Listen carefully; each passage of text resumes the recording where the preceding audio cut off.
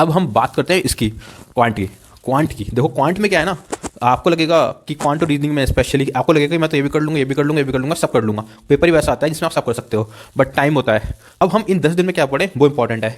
सबसे पहले तो जो इंपॉर्टेंट टॉपिक्स है ना, ये आपके जैसे परसेंटेज, एवरेज, रेशियो, इनको एक बार इनके क्वेश्चन कर लो ठीक ठाक करके, जिससे कि आप मतलब नया सा नया लगे या छूटा छूटा ना लगे, क्योंकि दिमाग एक बार कर लोगे तो दिमाग उसी फ्रीक्वेंसी में आ जाएगा।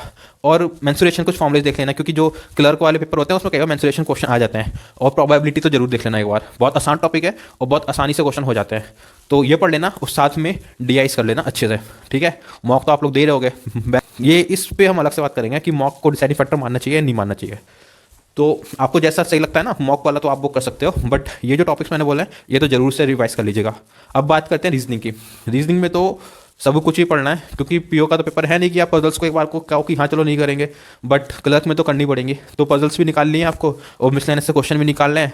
अब करना ये है कि आप जो क्वेश्चन करने वाले हो ना, जैसे घर बैठ के भी 10 दिन में ये रिवीजन करने वाले हो, तो उसमें पजल तो डेली आपको रखनी है।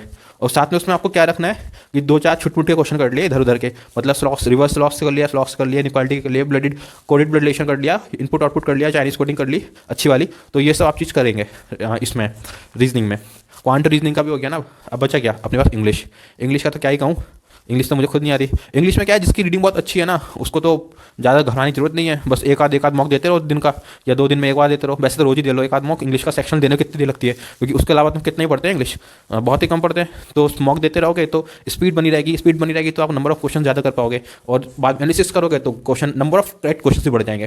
तो अपने चारों सब्जेक्ट कवर हो गए ना। और सबसे इंपॉर्टेंट जो पढ़ना है वो ये है कि हमको धैर्य बनाए रखना है, एग्जाम में पेशेंस के साथ जाना है, कूल अटेम्प्ट के। तो ये भी तैयारी अभी से पहले से ही होती है, एग्जाम में बैठ के नहीं होगी। तो 5वां जो मैंने बताया ना पढ़ने वाला, ये दिमाग को पढ़ने वाला, ये बहुत इंपॉर्टेंट है। तो मेरे हिसाब से ये होनी चाहिए स्ट्रेटेजी पढ़ने की। जियो को मैंने डिवाइड कर दिया कि 4 दिन में, 6 दिन में, ठीक है, 2-2 दिन के हिसाब से कर दिया। क्वांट और रीजनिंग में मैंने कोई डेज डिवाइड नहीं करा है, क्योंकि इसमें हर किसी का जो क्वेश्चन का कॉन्सेप्ट क्लैरिटी होती है वो अलग अलग होती है। तो बट ये टॉपिक जो मैंने बोले तो आपको फर्स्ट श्योर करने ही करना है क्वांट में। और एक चीज़ और, क्लर्क में कैसलेट्स भी आते हैं, तो जिन्हें डर लगता है ना वो मेरे ख्याल से 20-25 कैसेट बना लो एक साथ। हो सके तो एक दिन ऐसा करो कि रीजनिंग मत पढ़ो भले एक बार, बट दिन में बैठ के कैसेट बना लो। अगर कैसेट कर लोगे ना तो कॉन्फिडेंस आएगा और नया नज़रिया भी आएगा, तो क्वांट के लिए बहुत अच्छा रहेगा। और रीजनिंग में तो देखो भाई कितना समय बचेगा ना आपको, जीके क्वांट पढ़ने के बाद में, पजल करने के बाद में जो एक्स्ट्रा टाइम बचेगा ना उसमें आपको मिसलेनियस से क्वेश्चन करना है। और कोशिश करने की ज़्यादा से ज़्यादा आप पजल्स पे हाथ बैठा लें, जिससे कि आपकी कोई पजल फंसे ना। मिसलेनियस में क्या है कि जल्दी जल्दी हाथ भी चलाना है, दिमाग भी चलाना है और आँखें भी चलानी है। तो जितनी जल्दी आप ये चलाओगे ना उतनी जल्दी आप मिसलेनियस कर पाओगे रीजनिंग में, उतना ही समय आप पजल के लिए दे पाओगे।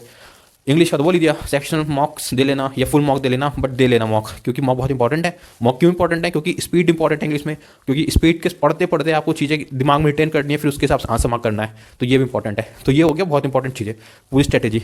और हो सके तो आखिरी के एक आध दिन ना पढ़ना, एक दिन या कुछ घंटे मत पढ़ना। वैसे तो वो मैंने जो 14 दिन है वो ना पढ़ने का ही रखा है, और अपने आप को कूल एंड कंपोज रखना।